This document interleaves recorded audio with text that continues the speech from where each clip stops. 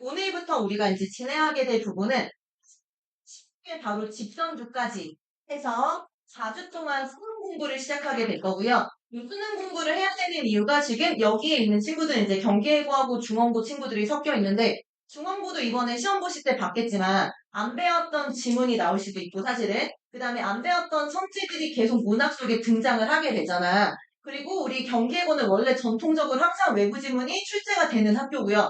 그러다 보니까 여러분은 처음 보는 작품을 만났을 때 내가 여기서 어떤 정보를 찾아야 돼? 라는 거 정도는 찾아내실 수 있어야 되는 학교 친구들이고 그 다음에 우리는 나중에 고3 때도 수시를 잘해서 가더라도 수능 최저점을 맞춰야 되는 학년이잖아. 그 다음에 여러분 학년은 수능 최저가 좀 더 강화되는 학년이기 때문에 수능의 중요성도 강화되는 학년이에요. 그럼 당연히 수능 공부를 1학년 때부터 계속 지속적으로 해야 되는 상태.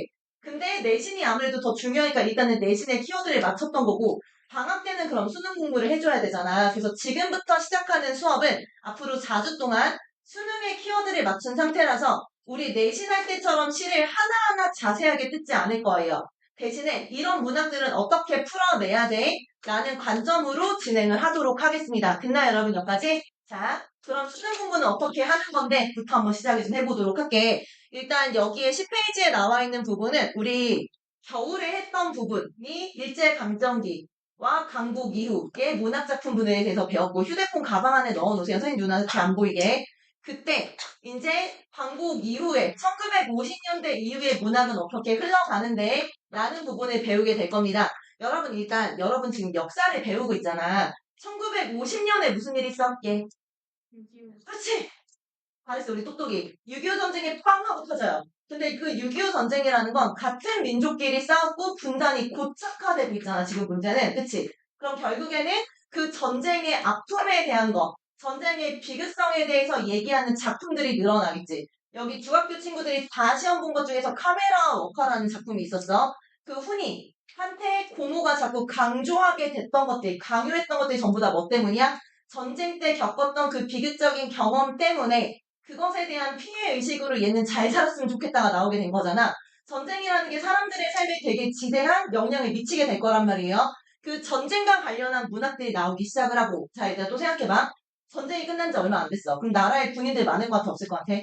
우리나라 지금 전쟁이 끝난 게 아니잖아. 전쟁 중이잖아. 지금 휴전 중인 거예요. 그럼 전쟁이 계속 벌어지는 상태인데 군인이 있어 없어?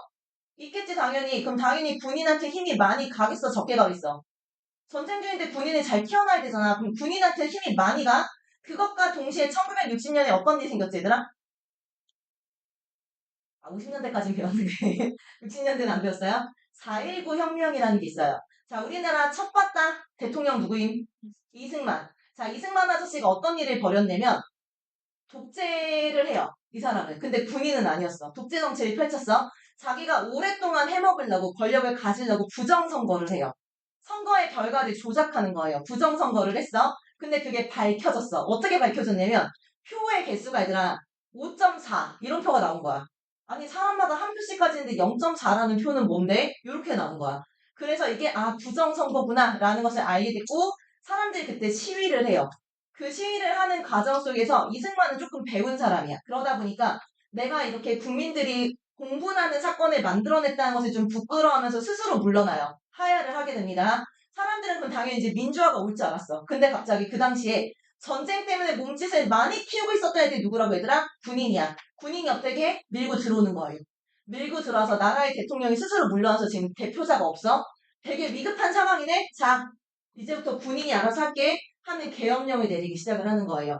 그래서 군사독재로 시작이 됩니다. 군사독재는 사실 군인 정부가 노태우 정부까지예요, 사실은. 근데 노태우 때는 사람들이 너무 많이 깼어. 왜냐면 1988년에 88 올림픽부터 노태우가 했거든요. 그 전에 87년도인가 88년도 2월인가까지 했다고 하는데 그 전까지가 박정희와 전두환의 시대였던 거예요. 근데 박정희 아저씨 굉장히 폭력적인 사람이었어. 전두환 아저씨 굉장히 폭력적인 사람이야. 군인들인데 힘을 가지고 있어. 군인이 무기도 가지고 있어. 앞에서 사람들이 통제하기 시작해요. 그럼 굉장히 강력한 힘을 가지게 되지 않을까? 군사독재에 대해서 비판하는 작품들이 60년대부터 나오기 시작을 하는 거예요. 됐어요, 여러분? 자, 근데 그 상태에서 생각해봐. 내가 군인인데 독재를 하고 싶어. 그럼 애들한테 내가 독재를 하긴 하는데 내가 독재를 할 수밖에 없는 이유에 대해서 너네한테 설득을 하려고 노력하는 거예요. 지금도 나이 드신 분들이 박정희 대통령을 좋아하는 이유가 니네 뭐라고 생각해? 그래도 박정희 때는 이게 있었다. 뭔데? 경제 발전이요. 그래서 그 사람들이 자신들의 독재를 정당화하기 위해서 끌어낸 게 경제 발전인 거예요. 그럼 경제를 발전시키기 위해서는 어떻게 해야 되더라? 농사 지는데? 아니, 돈 벌어야지. 그럼 뭐 해야 돼? 공업을 일으켜야 돼. 그래서 그때 산업화, 공업화, 그 다음에 사람들이 도시를 몰리는 도시화까지가 벌어졌던 거야. 됐니, 얘들아? 그럼 그 상태에서 이제 생각해봐. 여러분, 우리 또 카메라 워크 한번 생각해볼까요? 산업화 시대, 흔히 어떤 사람이었어? 산업화 시대의 미명 아래 희생됐던 노동자 계층을 상징했지. 그럼 노동자의 인권 어떻게 됐어, 얘들아? 바닥에 처박혔어. 라는 거 알고 있죠? 자, 그 상태에서 노동자들의 인권이 무시되기 시작을 해. 돈을 벌었어? 그럼 세상이 어떻게 돼? 돈을 존중하기 시작을 해. 사람이 아니라. 그럼 그걸 우리가 물질 만능주의라 불러. 현대사회의 문제점들이지. 또 공장을 마구 지었어? 근데 돈이 중요해? 그럼 폐수, 정화시설 이런 거 안 차려? 그럼 뭐가 생길까, 얘들아, 이제? 환경오염 생겨. 60년대부터 80년대까지의 사회에서는 그래서 물질 만능주의, 노동자들이 탄압받는 시대, 그리고 마지막으로 환경오염까지가 주된 주제로 등장을 하게 되는 거예요. 됐어요, 여러분? 그 다음에 80년대부터 이제 90년대 이후에 개인적인 이야기들을 하기 시작을 합니다. 그게 현대문학의 다양화로 펼쳐지게 될 건데요. 그런 문학사에 대한 얘기를 지금 간단하게 드렸고 자세하게 영상으로 찍어놨기 때문에 매주 추가 영상 제공하도록 할게요. 그래서 그 부분을 보시면서 여기 2페이지는 공부를 해가지고 오시면 되겠습니다. 자, 그럼 이제 우리는 넘겨서 여러분 짜잔 여기 아마 12페이지일 거예요. 아니네 이게 10페이지잖아. 미안하다. 자 10페이지 펼쳐보시면 문학이 나와요. 이거 우리 수능 공부니까 얘들아 일단 여러분이 문제 푸는 연습부터 할 건데 어떻게 풀 거냐면 이번 주는 처음이니까 이렇게 해 라는 걸 소개해 줄게. 일단 여러분 지문을 보세요.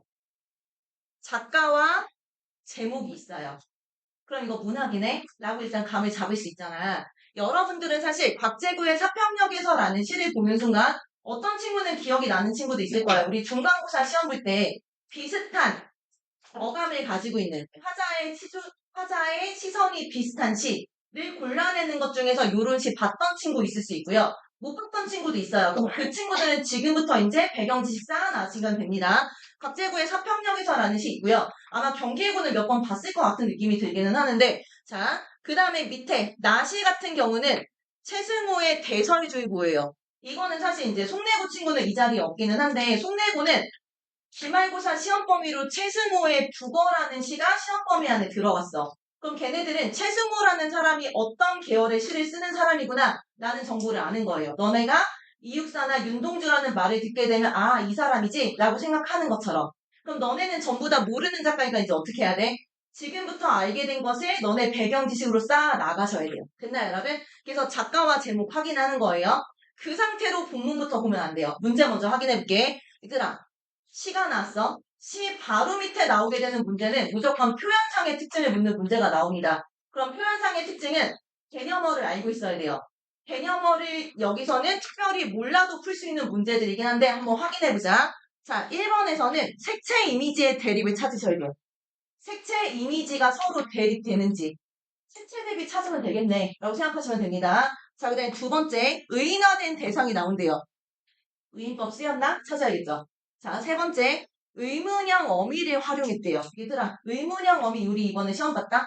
문장의 종류에서 의문형 봤지? 하십시오체에서 의문형 뭐야?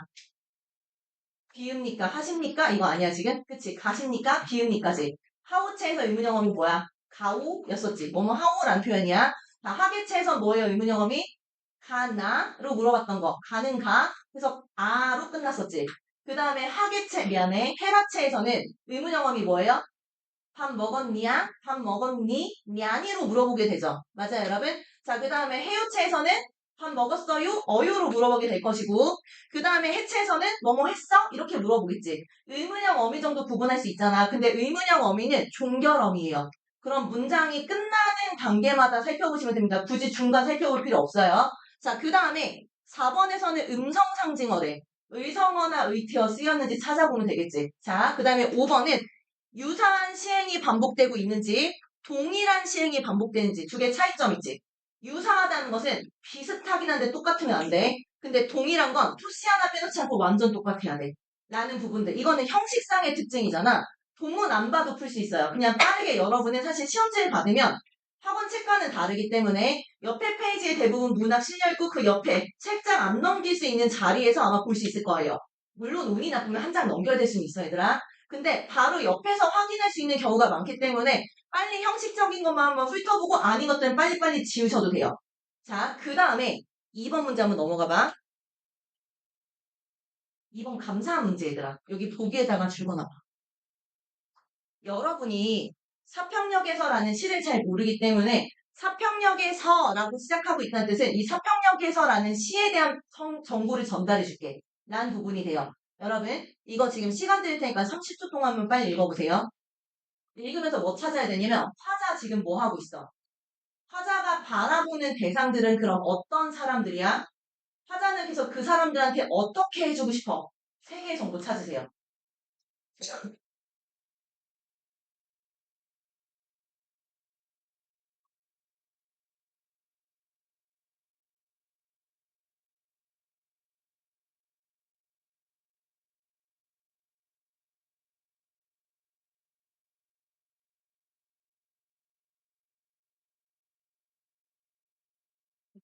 이제 화자는 사평역 대합실 안을 바라보는 사람이에요.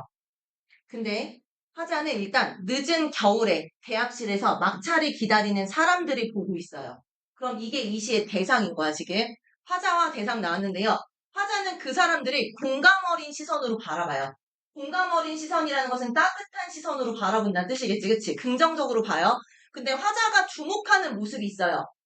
오래 앓은 기침 소리를 내면서 쓴 약 같은 입술 담배를 피고 있는 그들의 표면적인 모습이 아니라, 이거 좀 잠깐만 끊어봐.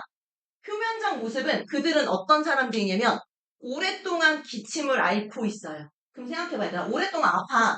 근데 일반적으로 잘 사는 사람들 같은 경우는 오랫동안 아프지 않지. 고치잖아, 아프면. 그 다음에 쓴 약 같은 입술 담배를 펴요. 쓴 약 같은 입술을 가지고 있어서 입술이 쓰란 뜻인 거예요. 그럼 이 사람들의 삶은 어떨 것 같아? 일단 편안한 삶을 사는 사람들 같아? 그렇지 않은 것 같아? 그렇지 않은 것 같아를 잡으셔야 돼요. 그럼 이 상태에서 우리가 이제 자주 쓸 수 있는 건 요 사람들은 어떤 삶을 살고 있냐면 여기 막차를 기다리는 이 사람들은 고된 현실을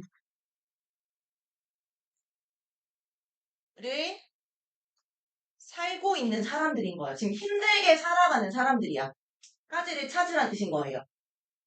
그럼 니네는 이제 시적 대상들은 힘들게 살아가고 있어? 그럼 그 힘들게 살아가는 게 시에서 어떻게 표현됐지?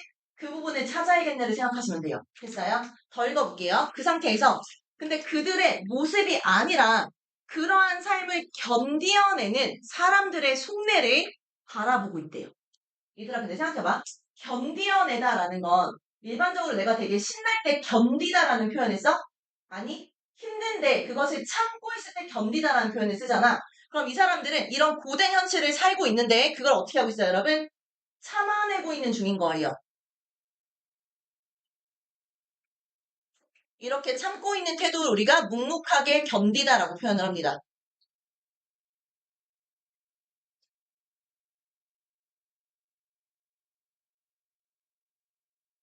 그럼 너네는 또 이제 이 사람들이 힘든 현실이지만 묵묵히 견디는 모습들 어디 있지? 시에서 찾아야 돼. 이해됐어 지금? 포인트 거기서 맞추고 찾으란 뜻이에요. 요 분위기로 더 읽어볼게. 이런 점에서 볼 때 사평역에서는 화자가 불빛 속에 던져주는 한 줌의 눈물에 주의를 기울여야 된대. 그럼 이거 중요하다는 뜻이잖아. 한 줌의 눈물. 그 다음에 양 옆으로 따옴표 있다는 뜻은 본문에 요 단어 나온다는 뜻이에요. 그럼 이 단어의 뜻이 뭔데? 읽어보자. 한 줌의 눈물은 화자가 사평역에서 바라보는 사람들을 위해서 바치는 진심이래요. 자 여러분 그럼 지금 화자는 요런 사람들, 고된 현실을 살고 있는데 그것을 참고 있는 사람들을 바라보고 있잖아. 그치? 이 사람들한테 뭘 줘, 얘들아? 한 줌의 눈물을 준대. 근데 그 한 줌의 눈물은 화자가 이 사람들에게 주는 진심이야? 그럼 한 줌의 눈물이라는 것은 긍정적 의미일까? 부정적 의미일까? 긍정적 의미라 볼 수 있겠지. 힘들어하는 사람들한테 내 진심 줄 거야? 여기서 똑같은 단어 하나 찾아볼래? 진심이랑 같은 의미로 될 수 있는 거 두 글자짜리 찾아보세요. 힘들어하는 사람들한테 그치 공감을 주고 싶어. 진심과 공감. 요렇게 나오면 이제 이것을 여러분은 고등학교 1학년이잖아. 얘들아 힘들어하는 사람한테 내가 공감을 했어. 그 다음에 내 마음인 진심을 줬어. 우리 이런 행위를 뭐라 불러? 그 사람들을 이응 리을하고 있는 거야. 그치, 잘했어. 그 사람들 위로하고 있어. 라고 생각하시면 돼요. 그래서 한 줌의 눈물이라는 것은 위로하는 의미구나. 를 생각하셔야 되고. 그럼 얘들아, 이제 이시 주제 다 나왔어요. 화자는 현재 힘겹게 살아가는 사람들을 바라보고 있고, 그 사람들한테 어떻게 따뜻한 위로를 던지고 있는 거구나. 라고 생각하셔야 돼요. 그럼 그 시의 내용을 여기에다 초점 맞춰서 그걸 찾으셔야 되는 거예요. 정보를. 그럼 화자는 이 사람들 힘들댔어? 어떤 점에서 힘들다 표현됐어? 라는 거 찾으셔야 되고, 어떤 표현으로 힘들다 나왔는지. 그 다음에 지금 위로 던지는 거 한 줌의 눈물밖에 없나? 다른 건 없을까? 비슷한 키워드 찾으셔야 돼. 이해됐어요, 지금? 자, 그 상태로 문제 푸셔야 되고요. 자, 그 다음에 3번 문제 볼게요. 3번도 대설주의보라는 시에 대한 힌트를 줍니다. 이거 읽어봐. 대설주의보 어떤 시일까? 니네 뭐 찾아야 될까를 보기 읽어보면서 찾으셔야 돼요. 공문 읽기 전에 확인하고 가셔야 돼요.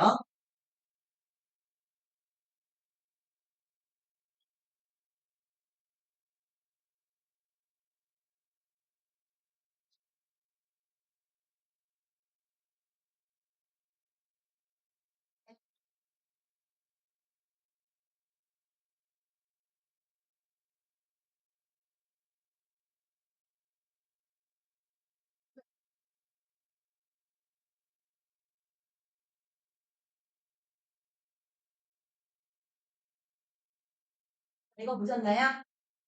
자, 최승호라는 작가 나온 무조건 이제 이거 떠올리셔야 돼요. 최승호 작가의 경향성이요. 국어라는 시도 마찬가지였는데 국어가 니네 생선 국어 알고 있지? 어떻게 생긴 애야? 빳빳하게 굳어있는 애를 국어라고 불러요. 바짝 말라있잖아. 그럼 그 바짝 말라있는 애는 헤엄도 못 칠 거고 유연하지 못하잖아. 그렇게 바짝 말라서 세상에 대해서 부정적인 인식을 보이지도 않고 현실에 안주하는 사람들이 비판한 시가 국어예요. 국어에서 그럼 사람들은 왜 빼짝 말라있어? 라는 거는 그때도 역시 군사 독재 시절이 나와요. 똑같아. 이 사람의 시의 격정은 똑같습니다.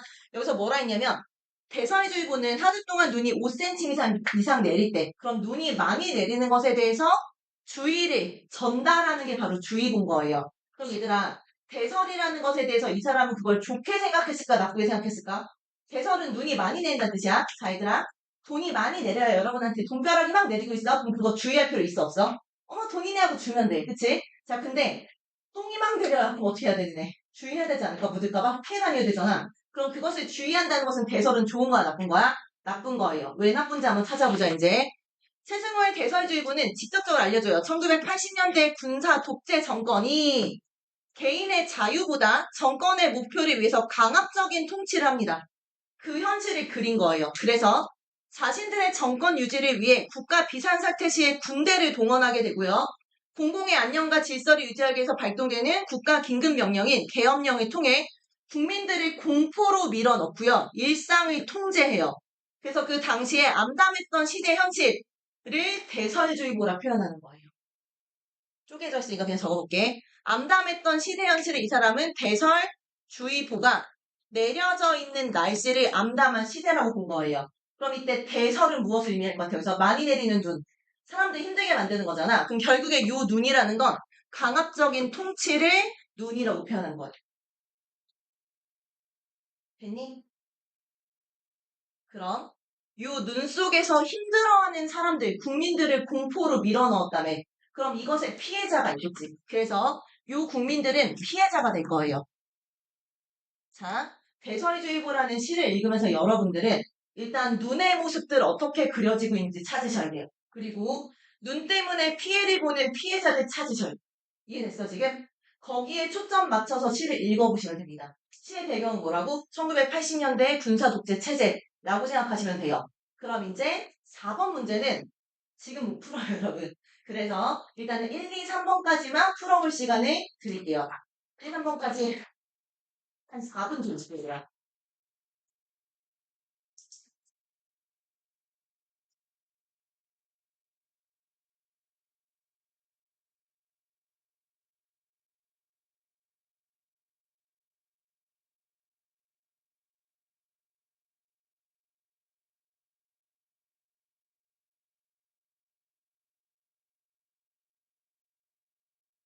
듣는 건 아니지.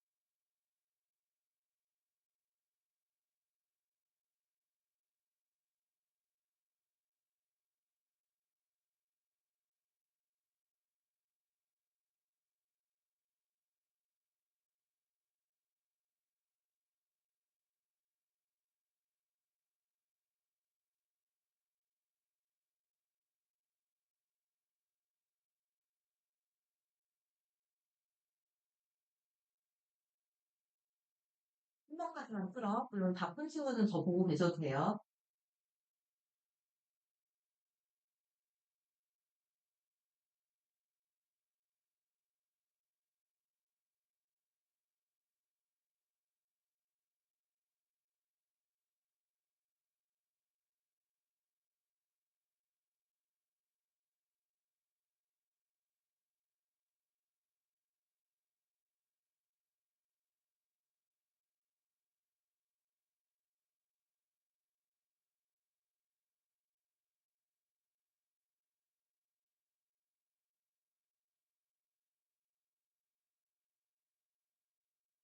약속했던 4분은 지난 상태라서 본문 한번 확인하고 그 다음에 답 한번 확인해 볼게요.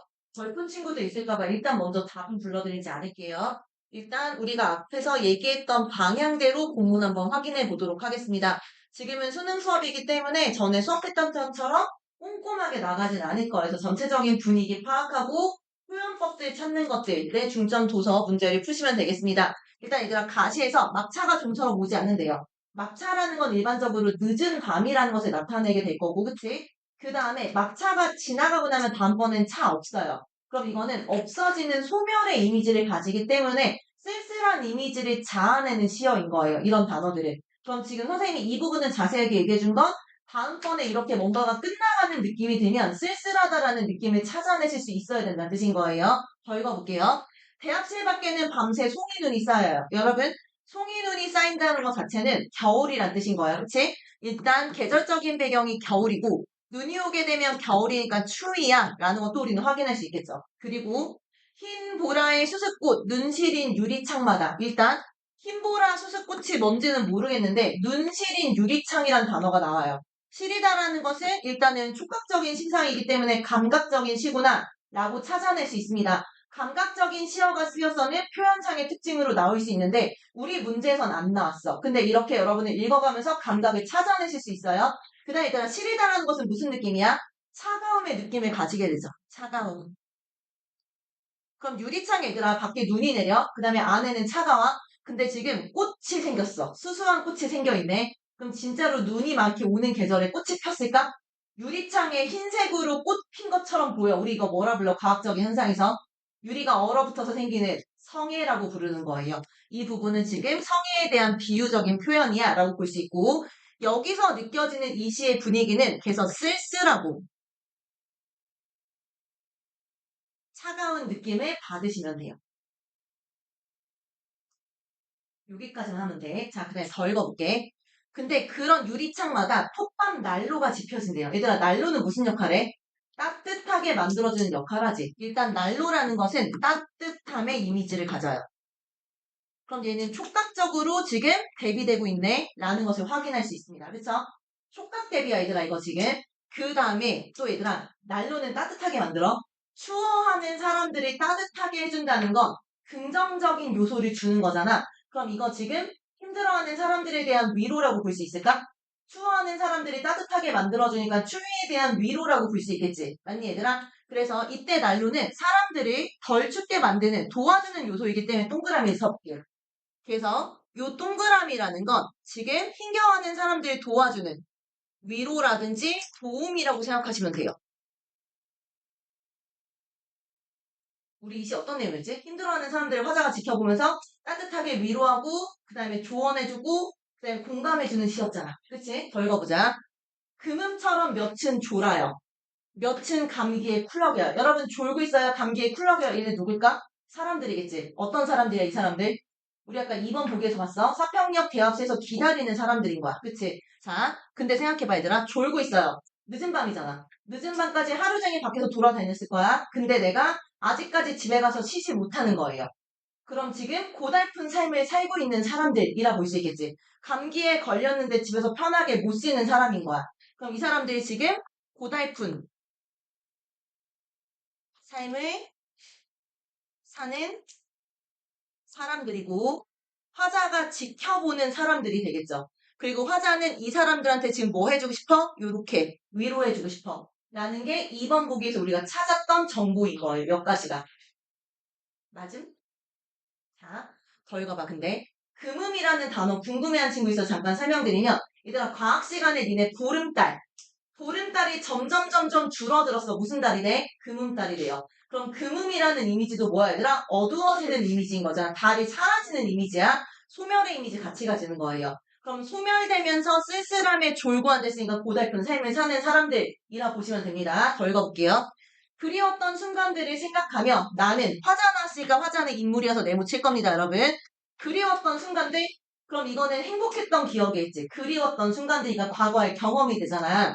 그것을 생각하면서 나는 한 줌의 톱밥을 불빛 속에 던져준대요. 나 지금 무슨 날로 지피고 있었어, 얘들아? 톱밥날로 지피고 있어. 톱밥난로에 톱밥을 던져주었다는 건 연료를 넣어서 난로를 더 따뜻하게 만들어줬다는 뜻이지. 근데 지금 분위기 있는 춥고 소멸되고 있는 이미지인데 더 따뜻하게 만들어주니까 이것도 역시 마찬가지로 위로를 줄 수 있는 대상이겠네. 그럼 얘도 동그라미. 한 줌의 톱밥을 넣어주었다. 라는 건 어머 동그라미가 좀 원하는 동그라미 안 나왔네. 이렇게 보시면 되겠습니다. 됐나요? 이 사람들한테 위로해주고 싶은 거예요. 근데 그 위로하는 순간 얘들아 그리웠던 순간을 생각한대. 그리웠던 순간에 내가 좋아하는 시즌이잖아. 니네 사실 고등학생이니까 대한민국의 고등학생으로 살고 있으니까 공부하냐 힘들 때 있단 말이지. 그치? 학교 생활 속에서 내 개성을 드러내지 못해서 힘들 때 있어. 그럼 그때 너네를 잠시나마 웃게 해줄 수 있는 게 뭐야? 과거에 재미있었던 기억들 떠올리면 잠시나마 마음이 풀리긴 하잖아. 그럼 이 사람 그리웠던 순간들 생각하면서 이것도 역시 좋았던 순간들을 생각하는 거. 힘든 현실에 대한 위로가 될 수 있는 거예요. 타자가 좋아하는 것일까 싫어하는 것일까 생각해서 플러스 마이너스 체크하셔도 괜찮아요. 일반적으로 좋아하는 것들은 동그라미로 체크를 많이 합니다. 더 읽어볼게요. 여기까지가 많이 쓰이는 시의 구절이에요. 이거. 외부 지문으로 등장을 할 때. 근데 우리 밑에 부분도 읽어볼게. 내면 깊숙이 할 말들이 가득하대요. 얘들아 일단 생각해봐.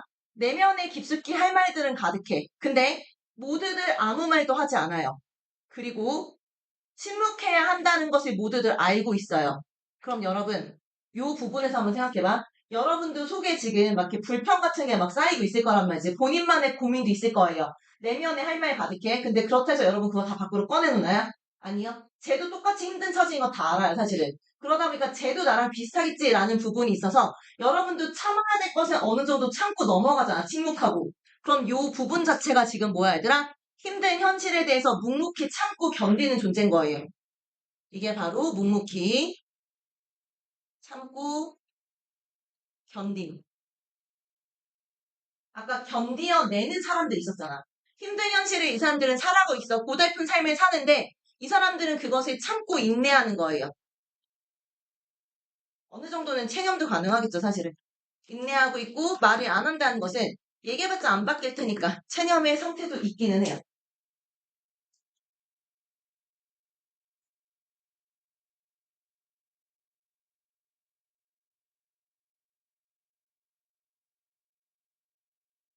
나는 오래 앓은 기침소리, 쓴약 같은 입술 담배 연기 속에서 이거 앞에서 나왔던 거지. 힘들어하는 사람들의 삶이 들어가는 부분들. 근데 우리는 위에서 찾았으니까 안 볼게. 다음, 싸륵싸륵 눈꽃은 쌓여요. 얘들아 일단 눈꽃이란 단어가 나왔어. 근데 눈이 나왔잖아. 차가운 이미지 생겼어. 근데 뒤에 꽃도 있어. 긍정으로 볼까 부정으로 볼까 생각해 보셔야 돼요. 눈꽃이 쌓인대요. 그래. 지금은 모두들 눈꽃의 화음에 길을 적신대. 얘들아 이 부분을 잘 생각해봐. 지금 이 사람들은 힘든 현실이지만 묵묵히 참고 견딘다라고 얘기를 하고 있어요. 그 상태에서 얘네 뭐 하고 있냐면 눈꽃의 화음에 길을 적신대요. 그럼 얘들아 눈꽃의 화음에 길을 적신다는 뜻은 밖에 눈이 내리는 광경에 지금 뭐 하고 있어요? 사람들이 집중하고 있어. 그럼 힘든 현실이지만 밖에 눈 내리는 걸 지켜보고 있네라는 구절이 돼요. 그럼 니네 왜 되게 마음 답답할 때 가끔씩 잠깐 산책하거나 창문 밖에 바라보면서 멍 때리는 걸로 조금 풀릴 때 있잖아. 맞아 얘들아? 그래서 이 사람들 지금 힘든 현실을 살고 있는데 그거를 참고 견디고 있어. 그 상황 속에서 지금은 모두 눈꽃의 화음에 집중하고 있는 상태인 거예요. 그럼 이때 눈꽃의 화음은 뭘까, 얘들아? 잠시나마 현실을 잊을 수 있게 만들어주는 작은 위로가 되는 거예요. 그래서 이때 눈꽃의 화음도 땡그라미. 땡그라미로 찾아내실 수 있는 근거는 화음이라는 단어예요.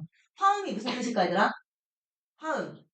조화를 이루는 음을 나타내겠지. 서로 조화로워. 그럼 조화라는 것은 긍정의 이미지잖아. 그래서 눈꽃의 화음은 긍정이야. 그럼 이때 눈꽃이 긍정이니까 얘도 뭐야 얘들아? 바깥에 눈꽃이 쌓이는 배경 속에서 얘는 긍정인 거예요. 그럼 이거는 힘든 현실 속에서도 작은 위로가 되겠죠. 왜 니네 눈 오면 가끔씩 기분 좋아지는 것처럼. 그래서 눈 내리는 거 가면 지켜보고 있어. 근데 니네가 그날 밖으로 안 나가도 돼. 집 안에만 있어도 돼. 눈 내려. 그럼 기분 좋잖아. 지켜보고 있을 때. 그런 느낌의 사람들이 그냥 멍 때리고 밖을 쳐다볼 때 어차피 지금 차 기다려야 되니까. 자정이 넘으면 낯설음과 뼈아픔도 다 설원이래. 얘들아, 낯설음과 뼈아픔은 긍정일 것 같아? 부정일 것 같아? 뼈가 아파. 그럼 긍정이야, 부정이야? 부정이겠지. 이거 지금 힘든 현실이겠죠. 그럼 이 사람들의 고통이 될 거예요. 근데 그 고통이 설원이래. 얘들아, 설원이라는 단어의 뜻을 생각해보면 눈으로 덮인 평원이란 뜻이야.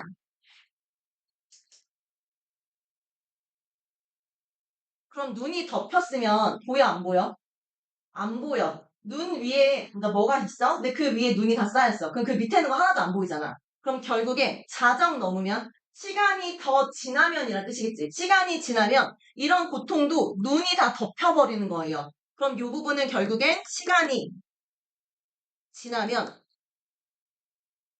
고통도 덮여서 안 보이게 된다는 뜻인 거예요. 덮임. 그럼 결국에는 너네도 사실 지금 고등학교에서 힘들게 공부하고 있지만 니네가 대학에 갔어. 그럼 더 이상 이렇게 힘들게 공부 안 하겠지. 물론 취직하기 위해서 열심히 학점을 따긴 하겠죠. 자, 그 다음에 다음이요. 그리웠던 순간들을 호명하며 나는 한 줌의 눈물을 불빛 속에 던져주었다. 이거 위에서 봤던 거랑 비슷하지 않아? 그리웠던 순간들을 생각하며 그러면 이 그리웠던 순간도 나에게 작게나마 힘을 줄 수 있는 온기가 될 거고 불빛 속에 아까 한 줌의 톡 던졌잖아. 근데 이번에는 톡밥 대신에 뭐 하는 거야? 나의 위로나 공감하는 마음을 던져주고 싶어. 그럼 이것도 역시 긍정적인 이미지로 읽어주셔야겠죠. 됐나요, 여러분? 그래서 이 사람은 결국에 힘들어하는 사람들한테 동그라미의 위로들을 던져주는 시구나 라고 해석하시면 되고 우리 1번 문제에서 나왔던 부분 좀 찾아볼까요? 일단 여러분 종결어미 찾아보세요. 뭐뭐 하지 않았다, 있었다, 그 다음에 던져주었다, 하지 않았다, 그 다음에 알고 있었다, 귀를 적신다, 흘러가는지, 던져주었다, 의문형어미 있어 없어? 의문형어미 안 나왔어라고 찾으시면 되죠. 그 다음에 여러분 여기요. 그리웠던 순간들을 호명하면서 나는 한 줌의 눈물을 불빛 속에 던져줬다. 여기 A라고 보자. 맨 밑에 얘랑 비슷한 문장 구조 있죠? 그리웠던 순간들을 생각하면서 나는 한 줌의 톱밥을 던져주었다. 여기 A-라고 볼 수 있지. 그럼 비슷한 문장 구조 반복되고 있네. 유사한 문장 구조인 유사한 시행이 반복되고 있어. 라고 볼 수 있죠. 음성상징어 찾아볼까요? 싸륵싸륵 음성상징어 쓰였네. 그리고 의인화된 대상 있나요? 사람이 아닌데 사람처럼 눈꽃 사람처럼 표현했니 얘들아? 아니야. 그럼 여기는 의인법 자체가 안 쓰였네? 라고 찾을 수 있겠지. 또 하나 찾아보시면 색채 대비 찾으셔야 되죠. 색채의 이미지가 대립되는 거 찾으셔야 됩니다, 여러분. 일단 생각해봐. 색깔, 청색의 이미지 나왔거든요. 푸른색이야. 근데 흰색의 보라색, 수수꽃이 나왔어요. 생각해봐. 흰색의 수수꽃, 차가운 이미지지. 청색의 손바닥 무슨 뜻일 것 같아? 손이 너무 추워서 얼어붙어 있는 거. 그럼 이것도 지금 추움의 이미지잖아. 그럼 얘네들이 대비된다 볼 수 있어 없어? 내용 자체가 똑같잖아. 지금 전달하는 내용이 둘 다 차갑다는 뜻인 거잖아. 그치? 그럼 얘네 둘은 색채의 이미지가 대립된다 볼 수는 없지. 색채 대비는 있을 수 있어, 사실은. 근데 두 개가 같이 만나서 비교되는 대상 아니잖아. 예를 들면 바다에 흰색 거품이 일어났어. 그때는 푸른색 바다에 흰 거품이니까 두 개가 대비되는 거 맞지? 근데 이때의 성액국가 손바닥이 파란 거 그냥 단지 시 속에서 단어가 두 개 쓰였을 뿐이지 둘 간의 관련성은 없잖아, 지금. 맞니, 얘들아? 그럼 이거는 색채 대비라 보진 않아요. 멀리 떨어져 있는데 대비라 보진 않아. 자, 그럼 이 상태를 가지고 우리 아까 전에 봤던 1번 문제 한번 확인해 보실까요? 문제 푸실 때 밑에 이렇게 있을 거예요. 요거 채워 오셔야 됩니다. 자, 여러분 일단 1번 볼게. 가와 나는 모두 색채 이미지의 대립. 얘들아, 가에서 색채 이미지는 쓰였어? 근데 문제는 서로 대립되는 이미지 아니지? 비슷한 이미지 갖고 있잖아. 색채 이미지의 대립이 가에 안 쓰여. 그럼 뒤에 거 안 봐도 틀려서 확인되지? 됐어요? 자, 그 다음에 두 번째. 가시에 의인화된 대상 있어? 사람이 아닌데 사람처럼 표현한 거 안 나왔지? 그럼 의인화된 대상이 가시에 없어. 패스. 자, 그 다음에 3번. 의문형 어미. 우리 다 읽어봤잖아. 평서형 어미만 나왔던 거 기억나세요, 여러분? 됐어? 그럼 이때 의문형 어미 없으니까 X. 자, 4번에 얘들아 가시에 음성상징어 있었어 없었어? 있었어. 뭐시기 싸륵싸륵 눈꽃은 쌓이고 있었잖아. 그럼 가시에 음성상징어를 썼다? 그럼 눈꽃이 쌓일 때다. 눈이 떨어지는 소리. 눈 위에 싸륵싸륵싸륵 이렇게 떨어지는 소리 되게 고요하게 잘 들어보면 날 때 있잖아. 그럼 그때는 대상의 특성을 부각하는 게 맞아. 자, 여러분. 근데 4번 선지가 어떻게 돼 있냐면 나는 가와 달리 음성상징어를 활용했대요. 그럼 나에서 음성상징어 쓴 거고요. 가는 다르대요. 그럼 가에는 음성상징어 안 썼다는 뜻의 선지인 거야, 이거 지금. 그치? 그런 문제는 가에서 음성상징어를 썼기 때문에 답이 안 되지. 맞니? 그럼 답 몇 번이야? 5번밖에 안 되네. 하고 패스. 넘어가시면 돼요. 됐어요? 유사한 문장 구조 반복했죠. 유사한 시 우리 아까 전에 A와 A-로 나눠드렸습니다. 됐나요? 자, 그 다음에 2번 문제 풀어볼게. 짜잔. 정답은 2번 몇 번일 것 같아요? 오답으로 많이 출제됐던 게 4번이에요. 근데 답은 3번입니다. 자, 눈꽃의 화음, 긍정에서 부정했어. 잠시나마 현실의 시련을 잊을 수 있는 대상이었잖아. 열악한 상황이 아니에요. 이거 지금 사평역에서 차가 안 오는데 사람들이 기다리고 있는 피곤한 상황, 그게 열악한 상황이지. 이거는 사람들이 어떻게 해야 돼? 잠깐 줄 수 있는 작은 위로나 위안이야. 또 한 줌의 눈물은 그러한 상황을 극복하려는 화자의 의지가 아니라요. 그러한 상황을 살아가는 사람들에게 주는 위로나 위안의 의미를 담겨져 있는 게 바로 한 줌의 눈물이지. 화자가 내가 지금 힘든 현실을 살아가니까 그걸 이겨내야지 이렇게 했던 건 아니야 지금. 그치? 그래서 살아가는 그런 사람들에게 위로나 위안을 전달하는 게 한 줌의 눈물인 거여서 답이 3번이 됩니다. 4번 선지를 잘못 체크한 친구들이 많았어요, 사실은. 4번 선지는 화자가 지난날을 호명해. 그럼 나 지난날을 입 밖으로 내맨다는 뜻이에요. 호명하다는 것은 부르다는 뜻이기 때문에 지난날을 머릿속에서 떠올려. 근데 그 지난날이 뭐였냐면 즐거웠던 지난날이었잖아. 그리운 지난날이야. 내가 좋아하는 날들을 떠올린다는 뜻인 거예요. 그럼으로써 그럼 좋아하는 날들은 고단한 현재를 견디게 해주는 작은 힘이라고 볼 수 있겠네. 한 줌의 눈물은 위로하는 의미였으니까 이것도 괜찮지 라고 해석하시면 돼요. 그래서 4번은 정답이 안 됩니다. 됐나요? 근데 나시 볼게.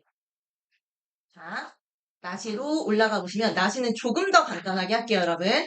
일단 나시에서 산의 이미지, 아니야, 미쳤구나. 눈의 이미지를 더 세모쳐봐. 자, 헤이처럼 굽이치는 백색의 산들. 얘들아, 산이 백색이야. 왜? 눈에 뒤덮였거든. 그럼 이거 눈에 뒤덮인 배경이잖아. 눈에 덮임. 근데 우리가 대설주의보가 뭐였어? 3번 보기에서 봤지만 군사 독재 시절의 암울한 현실이잖아. 산 전체가 사회라 생각해봐. 우리가 사는 사회야? 눈에 완전히 뒤덮였어. 그럼 군사 독재에 점령당하고 있지. 그래서 이거 지금 암울한 현실로 보셔야 돼요. 헤일처럼 굽이쳐요. 얘들아, 헤일이 뭔데?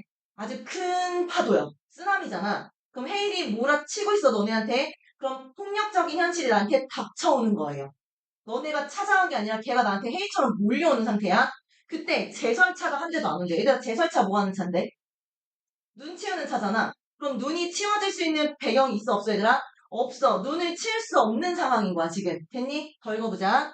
깊은 백색의 골짜기를 메우면서 붉은 눈발을 휘몰아친대요. 눈발이 아주 굵어요. 그게 막 휘몰아치고 있어요. 부정적인 현실에서 눈이라는 게 뭐였어? 폭력이었지. 폭력. 아니면 뭐, 압력. 이런 애들. 근데 그 속에서 누가 아주 조그만 숫덩이만한 게 짧은 날개를 파닥파닥거리면서 불뚝새가 눈보라 속으로 날아가요. 얘들아, 지금 눈보라 어때? 살살살살 내리는 거 아니고 왁 하고 내리고 있어. 근데 그 와중에 아주 조그만 새가 파닥파닥 날아가. 그럼 어떤 느낌이야? 눈보라 속에서 조그만 애가 안쓰럽다는 느낌이 들어야 돼. 맞니 얘들아? 그럼 이때 안쓰러운 왜 안 해? 굴뚝새는 눈 속에서 힘들어하는 애라고 생각할 수 있겠지. 눈과 대조되는 상태인 거잖아. 그럼 얘가 누군데 얘들아? 공포에 떠는 백성들인 거예요. 백성이라면 국민. 그래서 공포를 느끼는 국민들. 3번에서 국민들의 공포에 몰아넣었다라는 보기가 있었기 때문에 다음 길 잃은 등산객이 있을 것 같아요. 여러분 길을 잃었어. 뭐 때문에? 눈 때문에. 그럼 이 사람도 역시 눈 때문에 피해보는 사람이지. 국민들이겠네. 등산객 땡그라미. 다음 외딴 두메 마을의 길이 끊는데요. 마을인데 얘들아 외딴 마을이야? 근데 거기 길이 끊겼어. 고립됐다는 뜻이지. 뭐 때문에? 눈 때문에. 눈 때문에 피해보고 있으니까 이것도 뭐야 얘들아? 땡그라미. 로 쳐야겠지. 그래서 외딴 두메 마을. 땡그라미. 은하수가 펑펑. 얘들아 펑펑 보는 순간 이거 뭔데? 음성상수가 쓰였네. 쏟아져 날아오듯이 덤벼드는 눈. 눈이 얘들아 덤벼들고 있어. 그럼 덤벼든다라는 것은 공격성이야. 나 가만히 있는데 지가 덤벼오는 거야. 공격성. 이거 조금 어려운 말로 호전성이라고 불러요. 호전적이다. 전투하는 거 좋아한다는 뜻이에요. 전투를 좋아하는 호자. 우리 중원고 어휘 문제 틀린 사람들 정말 어려운 어휘들 좀 기억해 두세요. 절감하다, 감면하다, 정말 유리되다 이거 있잖아 얘들아. 괴리되다 똑같은 말이야. 자, 다투어서 몰려오는 힘찬 눈보라의 군단. 얘들아 사실 이거를 파란색을 잘못 체크해서 빨간색으로 갈게. 군단, 계엄령 줄거나. 이거 실제로 당시의 시대적인 분위기 구체적으로 드러내주는 단어이기 때문에 요런 애들이 바로 사회 문화적 맥락을 드러내는 단어가 됩니다. 그럼 이때 사회 문화적인 맥락 얘들아 몇 년대야? 1980년대 본문 속에 나왔잖아. 1980즈 독재, 군사 독재 정치. 80년대니까 전두환 시대겠죠. 박정희 아저씨가 70년대에 돌아가셨거든. 1979년인가에 돌아가셔서 정확하게 잘 몰라요. 12.12 사태 때 죽은 거 아닌가 싶긴 한데 잘 모르겠어요. 하여튼 총 맞아서 죽은 사건. 자, 조그만 소풍이 만한 게 짧은 날개를 파닥이며 얘들아 요거 혹시 기억남? 여기 죽어봐. 조그만 수덩이만한 게 짧은 날개를 파닥이며 위에서 조그만 수덩이만한 게 짧은 날개를 파닥이며 똑같은 말 반복되고 있지. 그럼 동일한 시행이 반복되고 있네. 라고 찾으시면 됩니다. 맞죠? 그래, 대답 좀 해주면 안 될까? 고맙다. 연주가 고맙다기도 대답을 고개로나마 해줬어. 날아온다. 누가? 껍질한 굴뚝새가. 얘들아, 날아온다. 누가? 도치법도 쓰였네. 근데 문장의 어순을 바꿨다는 얘기는 없으니까 넘어가는데 도치법이구나 정도는 생각하고 보셔야 됩니다. 자, 그 다음에 껍질하다라는 느낌은 까칠한 거 아니야, 얘들아. 까칠한 건 성격이 더럽다는 뜻인 거고 껍질하다는 약간 투덕투덕해서 피부가 탔다는 뜻이에요. 추위에 텄어. 너네 왜 입술 터졌을 때 따갑고 아프잖아. 그럼 굴뚝새가 텄어? 얼마나 따갑고 아플까? 그럼 피해를 받고 있는 거지. 뭐 때문에? 눈 때문에. 그래서 우리 아까 땡그라미 쳤잖아. 근데 얘가 지금 서둘러서 뒷간에 몸을 감춘 거예요. 눈에게서부터 도망치고 싶어하는 처지야. 더 읽어보자. 그 어디에 부리부리한 술기라도 도사리고 있다는 것일까? 어머, 의문형 어미 썼네. 자, 여기 빨간색으로 것일까? 의문형 어미라고 생각할 수 있겠죠? 내가 여기다 왜 쳤는지 모르는 사람은 적어놔야겠지. 의문형 어미라 적으세요. 자, 그 다음에 여러분. 부리부리한 솔개. 굴뚝새 괴롭히는 존재야. 굴뚝새와 똑같은 약한 존재야. 빨리 대답해줘봐. 그렇지. 괴롭히는 존재. 그럼 얘 누구랑 비슷해? 그렇지. 잘했어. 부리부리한 솔개 세모. 눈이 많이 오는 이 상황 속에서 길 잃고 굶주리는 산짐승들이 있을 것 같아요. 얘들아, 길을 잃고 굶주려요. 왜? 눈 때문에 먹을 게 없잖아. 그럼 얘 지금 누구야? 피해받고 있지. 그럼 땡그라미. 또 눈더미의 무게로 소나무 가지들이 부러질 것 같아. 얘들아, 소나무 가지들 부러질 것 같아. 그럼 얘 지금 눈 때문에 억눌리는 현실인 거잖아, 지금. 그럼 소나무도 어때? 연약한 존재들이지. 다음. 다투어서 몰려오는 힘찬 눈보라의 군단. 앞에서 봤던 단어네, 지금. 또, 떼죽나무와 떼끓이는. 여러분, 이 부분은 여러분 모를 것 같아서 일단 줄거드릴게요. 떼죽나무와 떼를 끓이다는 뭐냐면, 옛날에 우리나라 사람들이 잘 먹고 살 게 없었을 때, 굶주리는 사람들이 그렇다고 그냥 굶을 수는 없잖아. 산에 가서 나무 껍질을 캐서 그 나무 껍질을 물에다 끓여서 먹은 거예요. 그때 많이 먹었던 나무 중에 하나가 떼죽나무야. 그럼 못 먹고 사는 사람들이 나타내. 근데 이 사람들 지금 왜 못 먹지? 눈이 많이 와서, 길이 끊겨서, 결국에는 외딴 마을에서 고립돼서 못 먹는 거잖아. 그럼 눈 때문에 피해보는 거지. 그래서 역시 마찬가지로 외딴 집도 피해보는 국민들이 돼요. 앞에서 나왔어요. 해일처럼 굽이치는 백색의 산, 그리고 골짜기. 눈보라가 내리는 백색의 계엄령. 그럼 계엄령으로 끝냄으로써 우리한테 계엄령에 대한 얘기하고 있습니다라는 여운을 주면서 끝내고 있지. 됐니 얘들아? 근데 그런 현실의 어려움은 얘기를 해. 근데 비판하는 내용을 굳이 찾아볼 수는 없어. 현실만 드러나네. 라고 생각하시면 됩니다. 부정적인 현실에서 고통받는 사람들이 드러나는 시라고 해석하시고 자 이제 본문 볼게요. 1번 아까 풀이했고요. 2번 문제 풀이됐고요. 빈칸 채워와라 애들 알겠지? 자 그 다음에 3번 문제 보도록 하겠습니다. 대설주의보 정답은 4번이 아니라 5번입니다. 일기예보의 형식을 빌려서 얘들아 미음이라는 파트 여기야. 눈보라가 내리는 백색의 계엄령. 그럼 지금 미음의 일기예보의 형식을 빌려서 포괄적인 현실을 극복하고자 하는 의지가 아니라 포괄적인 현실을 그대로 드러내준 거예요. 포괄적인 현실을 그냥 상징함이 됩니다. 어떻게 이겨내야겠다는 표현은 없어요. 그냥 불특시에 숨었을 뿐이에요. 힘들어하는 사람들의 모습이 나왔지 이겨내자 이건 안 나왔어 지금. 넘겨 이제 됐으면. 빈칸 채워오세요 여러분. 자 그리고 마지막 문제입니다. 4번 문제까지 하고 잠깐 쉴게요. 4번 문제에서는 얘들아 보기 부분 한 번만 이해 같이 해볼게. 이미지는 두 가지로 나눠요. 첫 번째는 감각적 인식이야. 자 감각적 인식은 사물을 보고 듣고 한 데서 만들어진대요. 그냥 지금 선생님 봤어? 선생님 오늘 레몬 티셔츠 입고 왔네? 이게 다야. 됐어 얘들아? 그럼 그거는 그냥 단순하게 내가 인지한 거, 받아들인 거, 파악한 거 이게 단 거예요. 됐어요? 근데 자 이번에는 내면적 인식이라는 게 있어요. 그러니까 내면은 마음속으로 넣어야 돼. 그래서 그때는 감각적인 인식을 통해서 알게 되는데 주관적인 인식 또는 사물과 사물 간의 관계를 드러낸대요. 이거 자체는 상징적 의미가 돼요. 자 여러분 선생님 어렸을 때 유행했던 게 있어. OTL. 뭔 뜻이 이게? 좌절 맞아요. 이거 근데 그냥 그대로 생각해봐.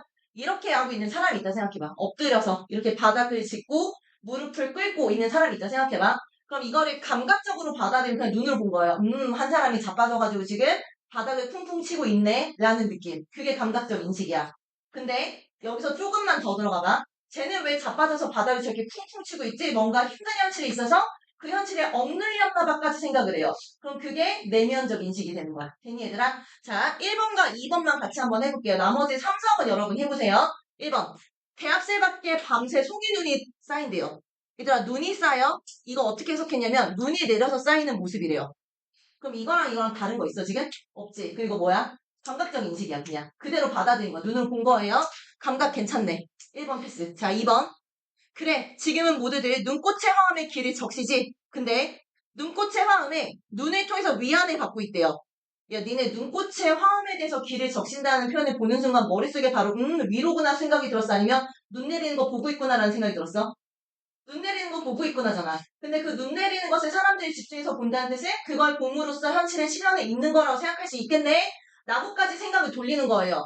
그럼 이거는 기본적인 눈에 보이는 현실 그대로가 아니잖아. 그럼 이거 지금 상징적인 모습인 거 아니야? 다른 시에서는 이렇게 해석하지 않을 거잖아. 그럼 이렇게 되면 우리가 이것을 내면적인 인식이라 보게 됩니다. 또 눈과 사람들의 관계를 했잖아. 여기에 관계를 드러내게 되면 무조건 뭐라고? 내면적 인식이라 봤잖아. 그럼 맞는 답이네. 그치? 자 여러분 3, 4번 빨리 해보세요. 다 빨리 찾아봐. 3, 4, 5번.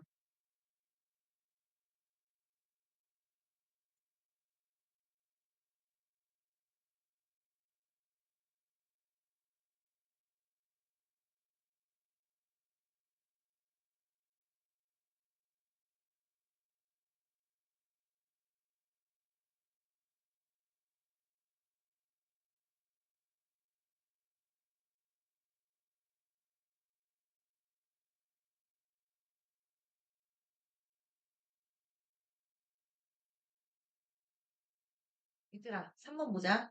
일단 정답 몇 번일 것 같아요? 약간 틀릴 수 있으니까 선생님한테 이렇게 가슴팍에다 이렇게 가리고 몇 번 이렇게 보여주세요. 1번, 2번 이렇게 보여주셔도 돼요. 몇 번일 것 같아요, 여러분? 뭔데? 얘들아 다른 애 쳐다보지 말고 빨리 니네가 대답해봐, 여러분. 뭐라고? 그치? 아, 하나만 더 써봐. 네. 약간 아쉬워서. 자, 3번, 답은 일단 5번이고요. 3번에서는 붉은 눈발이 휘몰아친다라고 봤어. 근데 이것을 그냥 어떻게 했냐면 붉은 눈발이야. 그럼 눈이 되게 많이 내리는 거잖아. 그래서 거센 기세로 쉼없이 내려와서 골짜기 사이를 뒤덮는 눈이래요. 눈발이 휘몰아친다라는 것 자체는 눈이 많이 내린다 해석을 했어. 그럼 상징적 의미 안 썼잖아. 그리고 감각적 인식 괜찮네라고 생각하시면 됩니다. 자, 4번은 얘들아. 눈보라 속으로 조그만 숫덩이만한 굴뚝새가 앞에서 날고 있어요. 그때 압도적인 눈과 굴뚝새와의 관계를 드러내요. 얘들아 관계 드러내면 뭐라 했어 아까 전에? 내면적 인식이라며. 괜찮네. 됐어요? 답은 5번에 있지. 눈더미의 무게로 소나무 가지들이 부러질 듯 해요. 그럼 이거는 많은 눈이 내려서 산골짜기에 자연물에 피해를 주는 현상까지는 맞아. 여기까지는 감각이야. 근데 이것을 통해서 뭐 한대? 눈의 이미지를 만들어냈대. 얘들아, 그럼 이때 눈의 이미지. 자연물에 피해를 줘? 그럼 이때 눈의 이미지는 뭔데? 폭력적이고 억압적인 거잖아. 맞아, 얘들아? 다른 사람한테 피해 줄 수 있는 존재니까 이때 눈의 이미지가 폭력적이네? 라는 것을 잡아내요. 그럼 이거는 감각적이 아니라 내면적 이미지라 봐야 되지. 지금 이해되는 거 맞아요? 지금은 틀렸어도 집에 가서 복습하셔야 돼요, 여러분. 위에서 또 뭐라 했냐면, 자, 내면적 이미지는 감각적 인식을 통해서 인지한대요. 감각적 인식을 내가 보고 나서 그것을 통해서 깨닫게 되면 내면적 인식이래. 여기서 지금 뭐라 했냐면, 자연물에 피해를 주는 현상을 통해서 잡았어. 그럼 무조건 내면적 인식이야. 라고 잡게 되면 돼요. 그래서 정답이 5번이었습니다. 여러분 지금 21분인데요. 진짜 미안한데 26분에 바로 2교시